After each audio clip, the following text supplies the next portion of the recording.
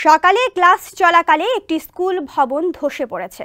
মর্মান্তিক ঘটনায় অন্তত 21 শিক্ষার্থী নিহত হয়েছে, আহত হয়েছে আরও অনেকে। ধ্বংসস্তূপের নিচে আটকা পড়েছে 120 জন শিক্ষার্থী।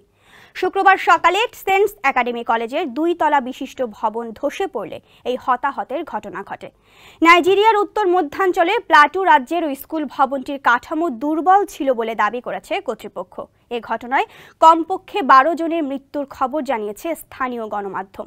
কিন্তু রেড ক্রসের এক মুখপাত্র বার্তা সংস্থা এএফপিকে বলেছে, ভবন ধসের ঘটনায় কমপক্ষে 21 শিক্ষার্থী মারা গেছে।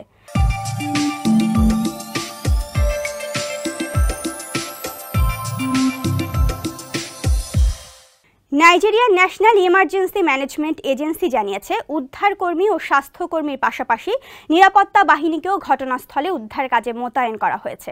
এদিকে প্লাটু রাজ্যের তথ্য কমিশনার এক বিবৃতিতে জানিয়েছেন, স্কুল ভবন ধসের ঘটনায় আনুমানিক 120 জন আটকা পড়ে। তাদের অনেককেই ইতোমধ্যে উদ্ধার করা হয়েছে। কোনো ধরনের কাগজপত্র বা অর্থ ছাড়াই আহতদের জরুরি ভিত্তিতে চিকিৎসা সেবা দিতে হাসপাতালগুলোকে নির্দেশ দেওয়া হয়েছে।